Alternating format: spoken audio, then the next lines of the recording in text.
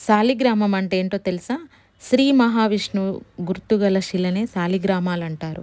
అలాంటి శాలిగ్రామాలు ఒకటి కాదు, 2 కాదు, వందలు, వేలు కాదు, లెక్కలేనన్ని శాలిగ్రామాలు ఆ ఒక్క నదిలోనే పుడతాయి. మరెక్కడ దొరకనివి కూడా ఆ నదిలోనే ఉంటాయి. ఆ నది పేరే గండకీ నది. మరి ఆ గండకీ నదిలోని ఈ శాలిగ్రామాలు పుట్టడం వెనుక ఒక అందమైన కథ దాగుందని మీకు తెలుసా?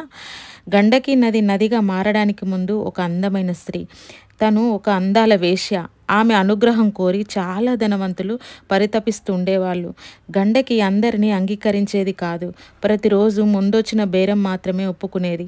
ఆ రోజుకి అతనే ఆమె భర్త. రెండో మనిషికి, రెండో బేరానికి ఒప్పుకునేది అసలే కాదు. ధనం ఆశ చూపినా దరిచేరనిచ్చేది కాదు. ఆమె తల్లి గండకిని మార్చడానికి ఎన్నో విధాల ప్రయత్నించి విఫలమైంది. సాక్షాత్తు శ్రీమన్నారాయణుడే, ఆ శ్రీ మహావిష్ణువే గండకిని పరీక్షించాలన్న కోరిక పుట్టిందంట. ఒకరోజు తన పరివారంతో పొద్దున్నే వచ్చిన ధనవంతుడు గండకితో బేరం చేసుకొని కానుకలిచ్చాడు. అలవాటుగా గండకి అతనికి స్నానం చేయించాలని దుస్తులు తీస్తే అతని ఒంటి నిండా దుర్వాసన వచ్చింది. అతని ఒళ్ళంతా పుండ్లు పట్టాయి, ఈగలు ముసిరాయి. కుష్ఠవ్యాధి ఉందని గండకి గ్రహించింది. అతని ఒంటికి సంపంగి తైలం పూసింది. గోరువెచ్చని నీటితో స్నానం చేపించింది. చేనేత వస్త్రాలు చుట్టింది.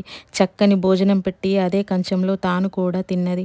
పక్క మీదకి చేర్చింది. విసనకర్రతో విసురుతూ కూర్చుంది. జ్వరంతో అతను రాత్రికి రాత్రే ప్రాణాలు వదిలేశాడు. అప్పటి ఆచార ప్రకారం సహగమనానికి పూనుకుంది గండకి. తల్లి బంధువులు తల్లడిల్లినా వద్దని చెప్పినా ఆగలేదు గండకి. తాళి కట్టిన భార్యలా తల్లడిల్లిపోయింది.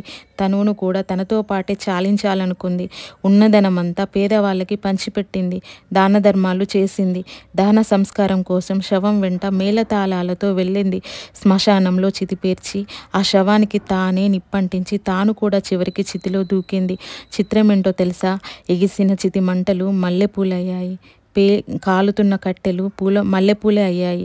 చివరికి లక్ష్మీ సమేతంగా మహావిష్ణువు ప్రత్యక్షమయ్యాడు. అతన్ని చూస్తూ గండకి అలాగే ముగ్ధురాలైపోయింది. చేతులు జోడించి శ్రీమన్నారాయణునికి నమస్కరించింది. కన్నీళ్లతో కీర్తిస్తూ కాళ్ళు కడిగింది గండకి. గండకి పవిత్రతకి నారాయణుడు పరవశించిపోయాడు. ఆమె నియమ నిబంధనలకి నిర్ఘాంతపోయాడు. ఆమె నిశ్చలతకి చలించిపోయాడు. ఆమె నిష్టకి ఇష్టపడ్డాడు. ఆ నారాయణుడు ఏం వరం కావాలో కోరుకో గండకి అని అడిగాడు. గండకి ఏం అడగలేదు. డబ్బు, ధనం ఇవేమీ కోరుకోలేదు. చివరికి మోక్షం కూడా కోరుకోలేదు. ఆమె ఏం కోరుకుందో తెలుసా? అమ్మతనం, మాతృత్వాన్ని వరంగా కోరింది గండకి. ఆ నారాయణుణ్ణి తన కడుపున కొడుకుగా పుట్టాలని కోరింది. తత్ఫలితమే మరుజన్మలో గండకీ నదిగా పుట్టింది. నదీ కడుపులో శాలిగ్రామాల రూపంలో సాక్షాత్తు ఆ నారాయణుడే పుట్టి పూజలందుకుంటున్నాడు. గండకి ఏ కులంలో పుట్టినా, ఎలా పెరిగినా, ఎలాంటి పరిస్థితిలో ఉన్నా, ఏ పని చేసినా మనసు మాత్రం మలినం కాలేదు. ఆ విధంగా పవిత్రురాలయ్యింది గండకి. ఆ మహావిష్ణువుని తన గర్భంలో దాచుకొని తల్లయింది. కృతాయుగాన జరిగిన ఈ సంఘటన ఈ కలియుగానికి గండకి కథగా నిలిచిపోయింది. ఓం నమో నారాయణాయ. మీకు ఈ స్టోరీ కనుక నచ్చితే, ఇది స్టోరీ కాదు, నిజం కృతాయుగంలో జరిగిన కథ. ఇది కనుక మీకు నచ్చితే